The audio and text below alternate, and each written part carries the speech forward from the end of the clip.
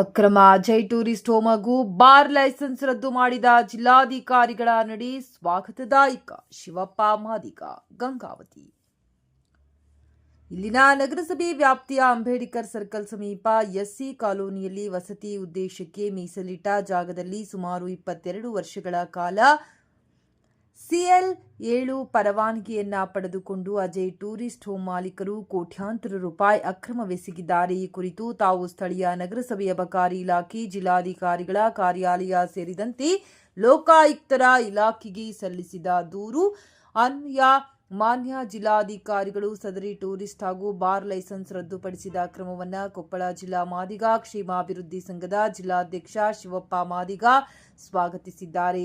ಈ ಕುರಿತು ಅವರು ಶುಕ್ರವಾರದಂದು ಪತ್ರಿಕಾ ಭವನದಲ್ಲಿ ಸುದ್ದಿಗೋಷ್ಠಿ ನಡೆಸಿ ಮಾತನಾಡಿ, ಅಂಬೇಡ್ಕರ್ ಸರ್ಕಲ್ ಸೇರಿದಂತೆ ಮಾದಿಗ ಸಮಾಜದವರ ರುದ್ರಭೂಮಿಯ ಪಕ್ಕದಲ್ಲಿಯೇ ಇರುವ ಸದರಿ ಟೂರಿಸ್ಟ್ ಹೋಮ್ ಹಾಗೂ ಬಾರ್ ಅನ್ನು ಹೊಂದಿರುವುದರಿಂದ Ambedkar colony, Lakshmi camp, Gundamma camp, Marahari camp ಸೇರಿದಂತೆ ಸುತ್ತಮುತ್ತಲಿನ 6,000ಕ್ಕೂ ಅಧಿಕ ಕುಟುಂಬದ ಹಿರಿಯರು, ಯುವಕರು ಮದ್ಯವ್ಯಸನಿಗಳಾಗಿ ದಿನಂಪ್ರತಿ ಬೆಳಗ್ಗೆಯಿಂದ ರಾತ್ರಿಯವರೆಗೂ ಕುಡಿತಕ್ಕೆ ದಾಸರಾಗಿ ತಮ್ಮ ಕುಟುಂಬ ಸೇರಿದಂತೆ ತಮ್ಮ ವ್ಯಾಪ್ತಿಯ ಪ್ರದೇಶಗಳಲ್ಲಿ ಅಶಾಂತಿಗೆ ಕಾರಣರಾಗಿದ್ದಾರೆ. ಈ ಹಿನ್ನೆಲೆಯಲ್ಲಿ ಪ್ರತಿ ವರ್ಷ ಲೈಸೆನ್ಸ್ ಮಾಡುವ ಅಬಕಾರಿ ಇಲಾಖೆಯ ಅಧಿಕಾರಿಗಳು ಹಾಗೂ ನಗರಸಭೆಯ ಅಧಿಕಾರಿಗಳು ತಮಗೆ ಗೊತ್ತಿದ್ದು ಗೊತ್ತಿಲ್ಲದಂತೆ ಮಾಲೀಕರು ನೀಡುವ ಬಿಡಿ ಖಾಸಗಿ ಆಸೆ ಪಟ್ಟು ಕಳೆದ 22 ವರ್ಷಗಳಿಂದ ಮುನ್ನಡೆಸಿಕೊಂಡು ಬರುತ್ತಿರುವುದು ದೊಡ್ಡ ದುರಂತವಾಗಿದೆ. ಈ ಹಿನ್ನೆಲೆಯಲ್ಲಿ ಸದರಿ ರೆಸ್ಟೋರೆಂಟ್ ಹಾಗೂ ಬಾರ್ ಅನ್ನು ಸಂಪೂರ್ಣವಾಗಿ ರದ್ದುಗೊಳಿಸಿ ವಾರ್ಡಿನ ಜನತೆಯ ಹಿತ ಕಾಪಾಡಬೇಕೆಂದು ಮನವಿ ಮಾಡಿದರು.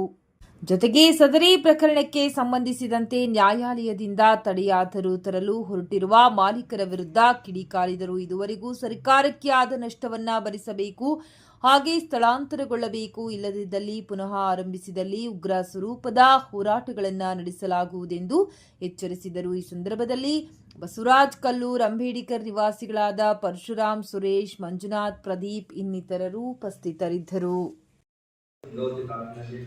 ಡಾಕ್ಟರ್ BR ಅಂಬೇಡ್ಕರ್ ನಗರದಲ್ಲಿ ಬರುವಂಥ ಒಂದು ಅಜಯ್ ಬಾರ್ ಅಂಡ್ ರೆಸ್ಟೋರೆಂಟ್ ಬಗ್ಗೆ ಪತ್ರಿಕಾ ಮಾಧ್ಯಮದ ಮುಖಾಂತರ ತಿಳಿಸೋಕ್ಕೆ ಇಷ್ಟಪಡ್ತೀನಿ. ಇವತ್ತೇನು ಸುಮಾರು ನಮ್ಮ ಏರಿಯಾದಲ್ಲಿ ಇರುವಂಥ ಡಾಕ್ಟರ್ BR ಅಂಬೇಡ್ಕರ್ ನಗರದಲ್ಲಿ ಇರುವಂಥ ಸುಮಾರಲ್ಲಿ ಅಕ್ಕಪಕ್ಕದಲ್ಲಿ 5-6 ವಾರ್ಡ್ಗಳು ಬರ್ತಾವೆ. ಆ ವಾರ್ಡ್ನಲ್ಲಿ ಇರುವಂಥ ಒಂದು doctor BR Ambedkar Nagar, Mureli Nagar, Sarvadevoni, Lakshmi camp, Gundan camp, ಆ ಏರಿಯಾದಲ್ಲಿ ಪೂರ್ತಿ ಇರುವಂಥ ಎಲ್ಲ ಸ್ಲಮ್ ಇರುವಂಥ ನಮ್ಮ ಏರಿಯಾ. ಆ ಸ್ಲಮ್ ಏರಿಯಾದಲ್ಲಿ ಸುಮಾರು 2004ರಲ್ಲಿ ಅಜಯ್ ಬಾರ್ ಅಂಡ್ ರೆಸ್ಟೋರೆಂಟ್ ಅಂತ ಸುಮಾರು 22 ವರ್ಷ ಆಯ್ತು ಇಲ್ಲಿ ಓಪನ್ ಆಗಿ. ಅಲ್ಲಿರೋಂಥ ದಿನ ಬೆಳಗ್ಗೆ ಎದ್ರೆ ಹುಡುಗನ ದಿನಕ್ಕೆ ಹೋಗುವಂಥ ಕೂಲಿಗಳು ಅವೆಲ್ಲ ದಿನ ಬೆಳಗ್ಗೆ ಎದ್ರೆ ಹೋಟೆಲ್ ಕೆಲ್ಸಕ್ಕೆ ಹೋಗೋದು, ಆಮೇಲೆ ಲೇಬರ್ ಕೆಲಸ, ಪೇಂಟಿಂಗ್ ಕೆಲ್ಸಕ್ಕೆ ಹೋಗೋದು, ಇನ್ನು ಬೇರೆ ಬೇರೆ ಕೆಲಸಕ್ಕೆ ಕೂಲಿ ಕಾರ್ಮಿಕ ಕೆಲ್ಸಕ್ಕೆ ಹೋಗ್ತಾರೆ, ಕೆಲ್ಸಕ್ಕೆ ಹೋಗ್ತಾರೆ. ಆದರೆ ಭಾಳ ಸುಮಾರು ತೊಂದರೆ ಆಗ್ತಿತ್ತು ನಮಗೆ. ನಾವು ಯಾರಿಗೆ ಹೇಳ್ಕೇಬೇಕು, ನಾವು ಯಾರಿಗೆ ಹೇಳ್ಕೇಬೇಕು, ನಾವು ಎಲ್ಲ ಇಲಾಖೆಗೂ ಕೂಡ ಮನವಿ ಕೊಟ್ಟರು ಕೂಡ ಯಾವುದೇ ರೀತಿಯ ಯಾಕಂದ್ರೆ ಲೈಸೆನ್ಸ್ ಆದಮೇಲೆ ಯಾವುದೇ ರೀತಿ ಏನು ಮಾಡೋಕ್ಕೆ ಬರಲ್ಲ ಅಂತ ಸುಮಾರಿಂದ ನಾನು 2 ವರ್ಷಗಳಿಂದ ಹೋರಾಟ ಮಾಡಿದೆ. ಯಾಕಪ್ಪ ಹೋರಾಟ ಮಾಡಿದೆವು ಅಂದ್ರೆ ಅಲ್ಲಿರೋಂಥ ನಾವೆಲ್ಲ ದಲಿತರಲ್ಲಿ ಬೆಳಗ್ಗೆ 4 ಗಂಟೆಗೆ ಎಣ್ಣೆ ಸಿಗ್ತದೆ. ನಮ್ಮ ಅಂಬೇಡ್ಕರ್ ನಗರದಲ್ಲಿ ಬೆಳಗ್ಗೆ ಮುಂಜಾನೆ 4 ಗಂಟೆಗೆ ಅಲ್ಲಿರೋಂಥ ಒಂದು ಟೈಮ್ ನೀವು ಪತ್ರಿಕಾ ಮಾಧ್ಯಮದವ್ರು ಬಂದ್ರೆ ನಮ್ಮ ಏರಿಯಾದಲ್ಲಿ ಇರುವಂಥ ಸಣ್ಣ ಅಂಗಡಿಗಳು ಪ್ಲಸ್ ಆ ಬಾರ್ಲಿಂದನೇ ಮಾಲ್ಗಳು ಸಪ್ಲೈ ಆಗ್ತಿದ್ವು. ಆ ಬಾರ್ನಾಗ ಬರಬೇಕು, ಬಾಕ್ಸ್ ತಗೊಂಡು ಹೋಗ್ಬೇಕು. ಅಲ್ಲಿರೋಂಥ ಬೆಳಗ್ಗೆ ಮುಂಜಾನೆ 4 ಗಂಟೆಗೆ ಜನ ಬಂತನೇ 4 ಗಂಟೆಗೆ ಓಪನ್ ಆಗಿಬಿಡ್ತು. ನಮ್ಮ ಜನ ಕುಡಿದು ಇಂಥಂಥ ಆಸ್ತಿಗಳು ಮಾರಿಕಂತ ಹೋಗಿ ಹಾಸ್ಪಿಟಲ್ ತೋರಿಸಿ ಈ ತಂದೆ ತಾಯಿ ಇರೋತ್ತಿಗೆ ಮಕ್ಕಳು ಸಾಯ್ತವ್ರೆ. ಯಾಕೆ ಸಾಯ್ತವ್ರಪ್ಪ? ನಮ್ಮ ಕುಡಿದು ಸಾಯ್ತವ್ರೆ. ಇದ್ರಾಗ ಅದಕ್ಕೆ ನಾವೇನು ಮಾಡಿದ್ವಿ, ಒಂದು ನಿರ್ಧಾರ ಮಾಡಿದ್ದೆ. ನಾನು ಏನಾನ ಆಗಲಿಯಪ್ಪ, ಅದು ಒಳ್ಳೇದಾಗಲಿ ಕೆಟ್ಟದಾಗಲಿ ಮುಂದೆ ನುಗ್ಗ ಅಂತೇಳಿ ನಾನು 2 ವರ್ಷದಿಂದ ಹೋರಾಟ. ನಿಜವಾಗಂದ್ರೆ ಮೊನ್ನೆ ಜಿಲ್ಲಾಧಿಕಾರಿಗಳು ಒಂದು ಆದೇಶ ಮಾಡಿದರೆ ಅವರಿಗೆ ಮೊದಲನೇವಾಗಿ ಸ್ವಾಗತವನ್ನು ತಿಳಿಸ್ತೀನಿ. ಯಾಕಂದ್ರೆ ನಾನು ಇಲ್ಲಿರುವಂಥ ಅಬಕಾರಿ ಇನ್ಸ್ಪೆಕ್ಟರ್ ವಿಠಲ್ ಪಿರಂಗಿ ಹಾಗೂ ಅಬಕಾರಿ DC ಇರುವಂಥ ಅವರಿಗೂ, ಹಿಂದೆ ಇದ್ದಂಥ DC ಅವರಿಗೂ ಕೂಡ ಲೆಟರ್ ಕೊಟ್ಟಿದ್ದೆ. ಎಷ್ಟು ಸಲ ಓಡಾಡಿದ್ದೆ ನಾನು, ಯಾವುದೇ ರೀತಿ ನನಗೆ ರೆಸ್ಪಾನ್ಸ್ ಮಾಡಿದ್ದಿಲ್ಲ. ನನಗೆ ನೋಡಿ ಸಾಕಾಗಿ ಲೋಕಾಯುಕ್ತಕ್ಕೆ ಹೋದೆ. ನಾನು ಇವ್ರ ಮೇಲೆ ಕೇಸ್ ಮಾಡಿದ್ದೆ, ಲೋಕಾಯುಕ್ತನಾಗ ಹೋಗಿ ಕೇಸ್ ಮಾಡಿದ್ದೆ, ಬೆಂಗಳೂರು ಹಾಕಿದ್ದೆ. ಆ ಬೆಂಗಳೂರಿಂದ ಕೊಪ್ಪಳದಿಂದ ಏನಂತ ಇರುವಂಥ ಡಿ ಸಿ ಅವರು ನನಗಿನ್ನೂ ಕರೆಸಿದ್ರು. ಯಾವ ಸಂಘದಿಂದ ನಾನೇನು ಅರ್ಜಿ ಕೊಟ್ಟಿದ್ದೆ ಆ ಕಪಿಲಾಬಾದ್ಗೆ ವೃದ್ಧಾವಾಗಿ ಏನು ಕೊಟ್ಟಿದ್ದೆ ಅರ್ಜಿ ತನಿಖೆ ಮಾಡಿದ್ರು. ನನಗೆ ಸುಮಾರು ಅಂದ್ರೆ ಒಂದು 4 ತಿಂಗಳ ತನಿಖೆ ಆಗ್ತದೆ. ಪ್ರತಿ ತಿಂಗಳು ಡೇಟ್ ಕೊಡುವಂತ ಕೊಡುವಂತ ನಮ್ಮ ಏನಂತ ದಾಖಲೆಗಳು ಏನೇನದಾವ ಅಂತೇಳಿ ಅಲ್ಲಿ ಅದು ಕಪಿಲಾಬಾರ್ ಅಂತ ಇರೋದ ಅಜಯ್ ಭಾರತ್ ರೆಸ್ಟೋರೆಂಟ್ ಅಂತ ಇರೋದು ಸರ್ವೆ ನಂಬರ್ 181 ಬಾರ್ 1 2 5 6 ಎಕರೆ 20 ಗುಂಟೆಯಲ್ಲಿ ಪ್ಲಾಟ್ ನಂಬರ್ 1 18. ಆ 18 ಅದು ತಗೊಂಡಿದ್ದು ಕಾಸಿ ಮನಿ ಕಟ್ತಂತ ವಸಂತಿಗೆ ಅಂತ ತಗೊಂಡಿದ್ರು. ಅವ್ರು ನೋಡಿದ್ರೆ ಕಮರ್ಷಿಯಲ್ ಮಾಡಿದ್ದಾರೆ CL7 ಅಂತೇಳಿ. ಆ CL7 ಅಲ್ಲಿ ಮಾಡಕ್ ಬರಲ್ಲ. ಆದ್ರೂ ಯಾಕಂದ್ರೆ ಅದು AC ಕಾಲೋನಿ ಸರ್ಕಾರ ಕೊಟ್ಟಂತ ಭೂಮಿಗಳು, ಮನೆ 20-30 ಅಂತ ಅರ್ಜನೆ ಕೊಟ್ಟಂತ ಲ್ಯಾಂಡ್ಗಳು. ಆದ್ರೂ ಲೈಸೆನ್ಸ್ ಕೊಡೋ ಮುಂದೆ ವೇಚನೆ ಮಾಡಬೇಕಂತ ಆ ಪಕ್ಕಕ್ಕೆ ನಮ್ದು ಮಾಲಿಕ ಸಂಸ್ಥೆ ರುದ್ರ ಭೂಮಿ ಇದೆ.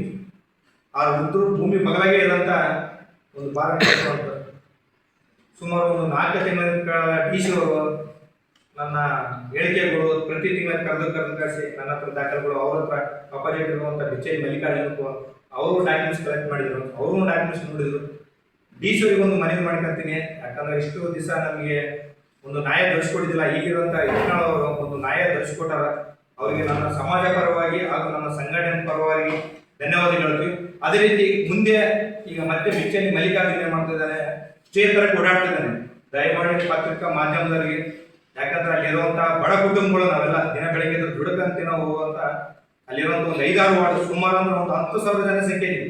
ಒಂದು 5-6 ವಾರ್ಡ್ ಸೇರಿದ್ರೆ ದಯಮಾಡಿ ತಾವು ಪತ್ರಿಕಾ ಮಾಧ್ಯಮದವ್ರು ಯಾರಾದ್ರಿ ಸ್ವಲ್ಪ ಮೇನ್ ಪಾಯಿಂಟ್ ತೋರಿಸಿದ್ರ, ಮೇನ್ ಪೇಪರ್ ತೋರಿಸಿದ್ರಂದ್ರೆ ಹೈಕೋರ್ಟ್ನಲ್ಲಿ ಕೂಡ ನಾನು ಇವ್ರ ವಿರುದ್ಧ ಹೋಗ್ತೀನಿ. ಹೈಕೋರ್ಟ್ನಲ್ಲಿ ಆದ್ರೂ ಹೋಗ್ತೀನಿ, ಇಲ್ಲಿಗೆ ಬಿಡೋದಿಲ್ಲ. ಅದು ರದ್ದಾಗೈತಿ, ಶಾಶ್ವತವಾಗಿ ರದ್ದಾಗು. ಅವ್ರು ನಮ್ಮ ಬೇಕಾದ್ರೆ ನಂಬಿಟ್ಟು ಅವ್ರು ಎಲ್ಲಾರ ಅವರಿಗೆ ನಾನೇನು ನಮ್ಗೆಲ್ಲ ಬೇಡ ಇನ್ನೊಂದು ಮುಖಾಂತರ ಎಲ್ಲೆಲ್ಲಿ ಓಣಿ ಏನದಾವು ನಮ್ಮ ಸಂಘಟನೆ ಮುಖಾಂತರ ನಮ್ಮ ಯುವಕರ ಮುಖಾಂತರ ಹೋಗಿ ಅವ್ರ ಕೈ ಮುಗಿದು ಕಾಸಿ ದಯಮಾಡಿ ಅವ್ರ ಓಣೆ ಮಾತ್ರ ಯಾರು ಮಾಡಿ ಮಾರ್ಬಾರ್ದಪ್ಪ. ಯಾಕಂದ್ರೆ ನಿಮ್ಮಿಂದ ನೀವೇನು 1 ರೂಪಾಯಿ ದುಡಿದ್ರೆ 1 ರೂಪಾಯಿ ದುಡಿಯೋದಕ್ಕಿಂತ ನಾವು ಒಂದು 100 ರೂಪಾಯಿ ಹಾಳಾಗಿ ಹೋಗ್ತೀವಿ. ಆ ದುಡಿಯೋದ 300-400 ರೂಪಾಯಿ ಕೂಲಿ. ಆ ಕುಡ್ದಾಗ ಯಾರೋ ಬಡವರು ಮನಿ ಕಟ್ತಿರ್ತಾರೆ, ಮ್ಯಾಲಿಂದ ಯಾರೋ ಒಬ್ರು ಬಿದ್ದಂತಿಕ ಆ ಬಿತ್ತಣೆನೆ ಅಲ್ಲಿರುವಂತ ಮನಿ ಒಬ್ಬ ಕಟ್ಟುವಂತ ಮನಿ ಬಡವ ಇರ್ಬೇಕು. ಅವ್ನು ಕೂಲಿ ಕೊಡ್ಬೇಕು, ಅವ್ನ ಏನು ಖರ್ಚು ಕೊಡ್ಬೇಕು ಅಂದ್ರೆ ಅವ್ನ ತುದಿಗೆ ಬಂದಿರ್ತದೆ. ಅದಕ್ಕೆ ದಯಮಾಡಿ ತಾವು ಪತ್ರಿಕಾ ಮಾಧ್ಯಮದವರು ದಯಮಾಡಿ ಇದಕ್ಕೆ ಮೇನ್ ಮುಂದೆ ಬಂದಂದ್ರ ಪೇಪರ್ನಲ್ಲಿ ಬಂದಂದ್ರೆ ನಮ್ದು ಒಂದು ಒಳ್ಳೆ ಸಂಘಟನೆ ನಿಮ್ಮ ಮುಖಾಂತರನೇ ಒಂದು ಗಂಗಾವತಿಲಿ ಬ್ರ್ಯಾಂಡ್ ಶಾಪ್ ಮಾಡ್ಬೇಕಂದ್ರೆ ಯಾಕೆ ಬೇಕಪ್ಪ ಓಣೆ ಮಾಡೋದು, ಅವೆಲ್ಲನ ದೂರ ಮಾಡೋಣ ಅಂತ ಒಂದು ಎಚ್ಚರಿಕೆ ಆಗ್ತದೆ. ದಯಮಾಡಿ ಪತ್ರಿಕಾ ಮಾಧ್ಯಮದವರು ಎಲ್ಲರೂ ಕೈ ಜೋಡಿಸ್ತೀನಿ. ದಯಮಾಡಿ ತಾವೆಲ್ಲರೂ ಒಂದು ಒಳ್ಳೆಯ ಪ್ರಶ್ನೆ ಕೇಳಿದ್ರೆ ನಾವು ಮಾಡಷ್ಟು ನಾವು ಹೋರಾಟ ಮಾಡ್ತೀವಿ. ಈಗ ಅವರು ಜಾಗೃತಿ ಬರಬೇಕು, ನೀವು ಅವೇರ್ನೆಸ್ ಮಾಡಬೇಕು. ನಾನು ಬೇಕಾದ್ರೆ ಒಂದು ಲೆಟರ್ ಕೊಡ್ತೀನಿ ನಿಮ್ಮ ಮೇಲೆ ಪತ್ರ ಅಲ್ಲಿ ಹೋಗಿ ಅಬಕಾರಿ ಇನ್ಸ್ಪೆಕ್ಟರ್ಗೆ. ಆ ಅಬಕಾರಿ ಇನ್ಸ್ಪೆಕ್ಟರ್ ಹೆಂಗೆ ಅದಂದ್ರ ಇವಾಗ ಕೇಳಲ್ಲ, ಕಣ್ಣಿದ್ರೆ ಕಣ್ಣೈತಲ್ಲ, ಕಿವಿ ಐತೋ ಅಲ್ಲ ಗೊತ್ತಿಲ್ಲ. ಆಯ್ತು ನಾನು ಬಂದ್ ಮಾಡಿಸ್ತೀನಿ. ನನಗೆ ಇಷ್ಟು ಟಾರ್ಗೆಟ್ ಕೊಡ್ತಾರ ಸರ್ಕಾರ, ನನಗೆ ಟಾರ್ಗೆಟ್ ಕೊಟ್ರೆ ನಾನು ಈಗ ಎಷ್ಟು ಅಲ್ಲಿ ಪ್ರತಿಯೊಂದು ಕಿರಾಣಿ ಅಂಗಡಿಯಲ್ಲಿ ಆಯ್ತು, ಪ್ರತಿಯೊಂದು ಪಾನ್ ಶಾಪ್ನಲ್ಲಿ ಆಯ್ತು, ಯಾರ ಮನೆಗೆಲ್ಲ ಹೋಗಿ ಪ್ರತಿ ಹಳ್ಳಿಯಾಗ ಆಯ್ತು. ನಮ್ಮ ಟೌನಲ್ಲಿ ನನ್ನ ಏರಿಯಾದಲ್ಲೇ ಒಂದು ಬಾಬಾ ಸಾಹೇಬ್ ಅಂಬೇಡ್ಕರ್ ಅಂತೇಳಿ ಒಂದು ವಾರ್ಡ್ನಲ್ಲಿ ಇರುವಂತ ವಾರ್ಡ್ನಲ್ಲೇ ಒಂದು 7 ಅಂಗಡಿ ಅದಾವ. ಬೆಳಗ್ಗೆ ಮುಂಜಾನೆ 4 ಗಂಟೆ ಓಪನ್ ಆಗ್ತಾವ. ಅರ್ಥ ಮಾಡಿಕೊಂಡು ಸುಮಾರು ವರ್ಷಗಳಿಂದ ಅಬಕಾರಿ ಇಲಾಖೆ ನಾನು ಹಿಡಿಕೊಂತ ಬಂದೆ. ಅವ್ರು ಬಂದ್ ಮಾಡಿಸ್ತಾರ, ಮತ್ತೆ ಬೇರೆ ಕಡೆಯಿಂದ ಒತ್ತಡ ಮಾಡ್ತಾರ. ಅಲ್ಲಿ ಬಾಲ್ ಕೂಡ ಏನು ಬಾಕ್ಸ್ ತರ್ತಾರ, ಅವ್ರು ಕೂಡ ಫೋನ್ ಮಾಡಿ ಕಾಸಿ ನೀವು ಬಾಕ್ಸ್ ತರೋದ್ರೆ ನಾನು ಹೇಳಿಕೆ ನಾನು ಅವರ ಇವರ ಅಂತ ಹೇಳ್ತಾರೆ. ಅದಕ್ಕೆ ದಯಮಾಡಿ ತಾವು ಇದಕ್ಕೇನು 22 ವರ್ಷ ಹಿಂದೆ ಹಿಂಗೆ ಟ್ಯಾಕ್ಸ್ 22 ವರ್ಷಗಳು ಪ್ರತಿ ವರ್ಷ ರಿನ್ಯೂವಲ್ ಆಗ್ತದೆ. ಪ್ರತಿ ವರ್ಷ ಟ್ಯಾಕ್ಸ್ ಹೆಚ್ಚಾಗ್ತದೆ. ಅಧಿಕಾರಿಗಳು ಲಂಚ ಹೋಗ್ತಾರೆ. ಯಾಕಂದ್ರೆ ಅವರು ಕೋಟ್ಯಾಧಿಪತಿ. ಬಿಚ್ಚೇರಿ ಮಲ್ಲಿಕಾರ್ಜುನ ಒಬ್ಬ ವಾಣಿಜ್ಯ ಉದ್ಯಮ ಕೋಟ್ಯಾಧಿಪತಿ. ಇಲ್ಲಿ ಅಧಿಕಾರಿಗಳಿಗೆ ದಾರಿ ತಪ್ಪಿಸಿದ್ದಾರೆ. ಒಬ್ಬ ಅಬಕಾರಿ ಇನ್ಸ್ಪೆಕ್ಟರ್ ಅವರೇ ಇರ್ತಾರೋ, ಆಗ ಅಬಕಾರಿ DC ಪ್ರತಿ ವರ್ಷ ರಿನ್ಯೂವಲ್ ಅಂದ್ರೆ ಡಾಕ್ಯುಮೆಂಟ್ಸ್ ಮಾಡಲೇಬೇಕಿತ್ತಲ್ಲ, ಯಾಕೆ ನೋಡಿಲ್ಲ? ಯಾಕಂದ್ರೆ ಯಾರೋ ಒಬ್ರು ಫೋನ್ ಮಾಡಿ ಹೇಳ್ತಾಳೇನೆ, ಯಾರೋ ಒಬ್ರು ದೌರ್ಜನ್ಯ ಮಾಡ್ತಾಳೇನೆ, ಅವ್ರು ಮತ್ತೆ ಕಳಿಕಂತ ಹಂಗ ದಬ್ಕಂತ ಹೋದ್ರೆ ಸುಮಾರು 2 ವರ್ಷದಿಂದ ಹೋರಾಟ ಅಂದ್ರೆ ನಿಮ್ಗೆ